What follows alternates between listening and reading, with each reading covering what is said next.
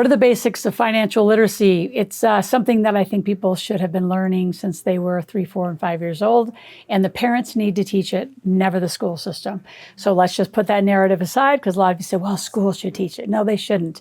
It should be taught at the home, because having a legacy and understanding money in your own home, it's your job, your responsibility. So a few things we're going to talk about. First of all, what's the definition of financial literacy? What does it really mean? Number 2, income does not equal your intelligence. You could be the most genius person. I have people with 3 PhDs that have gone through this, and they still understanding cash flow or how to generate their own income is really a challenge for them. Last, we'll talk about the core concepts everyone should know. And honestly, there should be no later than middle school age, 6th, 7th, and 8th grade, when you start getting it and you execute it through your high school years and really get into it in your college years, so you don't end up on the other side of that in huge credit card debt or just debt in general that you can't get out of because you did it wrong. You made money, you spent all your money versus make it and learn to invest it. So let's begin.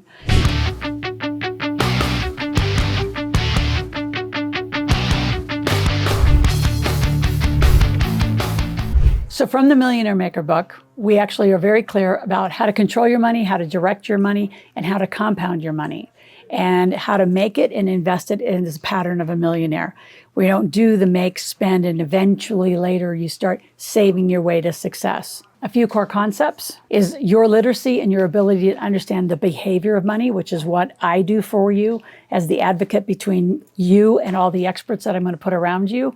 You have to learn to understand it enough to lead it, and then your literacy will help create your wealth. Number 2, cash flow beats everything.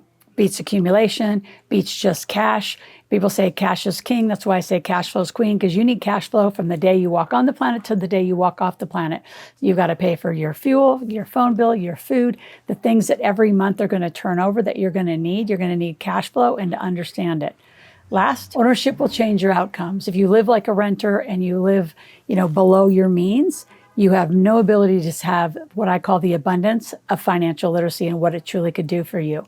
Like, one of my favorite things to teach people once they learn, first of all, is how to make money. Just how do you generate from yourself? How do you provide a service or a product that solves someone's problem where you're paid and you're an entrepreneur? So number 1, I love teaching you that. Number 2, I love teaching how to keep your taxes as low as possible. We have an 80,000+ page tax code here in the United States. It's not difficult to do. It's different. I want you to lean in and really understand it. And then ownership, owning true assets, meaning you're not going to own a REIT on the stock exchange. You're actually going to own the apartment. You're going to own the gas and oil well and capital working interest. So you have the depreciation schedules. Instead of owning an airline stock, you're going to own an aircraft or some proportion of it where you get the depreciation schedule. So there are assets and ways you can invest that are very different than what I call the park and pray method, where you just park your money and pray to God somebody else is going to manage it. Now, there are some great people who know how to manage it, but it is your responsibility, financial literacy, knowledge base, to lead and run it all. No one's going to care about your life or your kids more than you. So what financial literacy, in my opinion, really means, it means, in my terms, the Millionaire Maker, it means the sequence, it means the flow and the pattern of your money. So are you making it, and are you spending only on legal deductions and then investing what's left over and then compounding it? And are you compounding it 8%, 10%, 12, 15, 20? How much are you in control of the flow of your money and really understand the flow of your money? The other thing I love to teach and really understand is arbitraging debt. Some of you are going to get in an interesting situation where you're going to need to use debt. That's just the cost of money. So if you can get debt at a really cheap rate, which is more challenging these days because the interest rates are higher, and I don't know that we'll see sub-5 rates on home mortgages again. So those of you who have a 2 and 3% home mortgage, why would you ever pay that off, right? When you can go into $100,000 of debt, invest it at 12%, pay 2%, you made 10% just by actually going into good debt and using it as an arbitrage. So we go really out to the extremes. We push all boundaries where it's up to you to decide, what do you want for you and your family? It's not my decision, it's your decision. You need to understand assets and liabilities. And again, how do you leverage equities properly? How do you leverage property against their mortgage? How do you actually understand that so you understand your true net worth? And then how do you read numbers confidently? How do you read an income and expense statement? How do you read a balance sheet? How do you understand margin? How do you calculate that? And a lot of those are very basic formulas. Again, numbers don't lie, people do. So don't run your company emotionally. Most entrepreneurs who run emotionally end up broke. So why income doesn't equal intelligence is, again, I've had 3 PhDs, I've had MBAs, I've had people with all sorts of degrees through here, super intellectual. They just don't understand how to generate income or how to understand cash flow because they've never had to make it. They've been getting a paycheck most of their life. How you spend your habits, which are determined through what I call forecasting, meaning you're going to spend money. So let's just say after you've joined our community of the big table, there's you have an LLC, maybe an S Corp, a C Corp. That's 3 corporate credits and your personal credit. So now you have 4 sources of credit, which means you have a lot more fundability and borrowing ability than you ever had before because of the amount of money you make.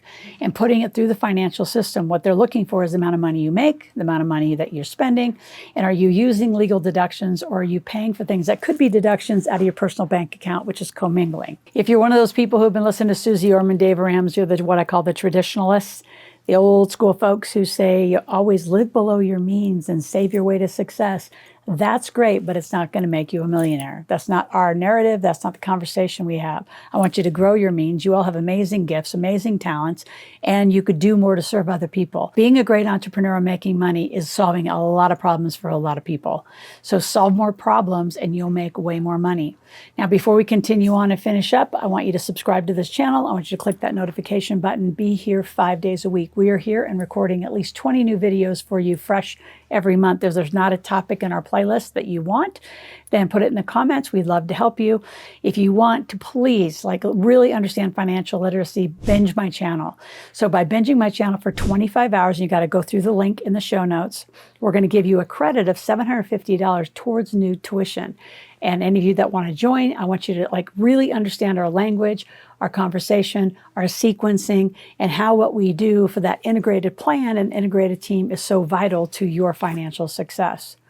Last thing I want to talk about today, most people call it budgeting, I call it forecasting. How you spend your money is vital. So this is either going to be a personal expense, non-deductible, or it's going to go in my business side of my expense, and it's going to be a deduction. So I get to write this off as a deduction. It's going to be a personal expense, which doesn't affect my taxes. Same with your vehicle, same with your home, same with your home office, same with your equipment, same with a lot of bills that are actually can be moved over from your personal expense, not a deduction in your tax return, to a deduction on your corporate tax return with using company structure right. Don't go out and guess. I see this all the time with clients. They'll go run somewhere and go get a cheap LLC, and it doesn't even have all of the books, the basics. It doesn't have all of the structure that you need. So then you end up back here, and sometimes it costs you more to fix it than just come to us and let us, our tax team, do it right. So our decision on your corporate structure is led by tax, not by you and not by some portal that just allows you to get a cheap entity. Taxes are extremely strategic and they're a choice. It can be an invisible pain that you pay your whole life because you're just used to it or you just don't understand you can control it. Your tax is a predictable event. The numbers don't lie, but you've got to have somebody who really understands tax strategy to be at the helm, not you, not H&R Block, not any of those small little places. If you want to get taxed like professionals, wealth builders, entrepreneurs, then you got to hire the right team. And I put those teams together for you. So when you join our community, it's me and about 28 other financial and business experts that are on the queue for you to support you in your legacy plan.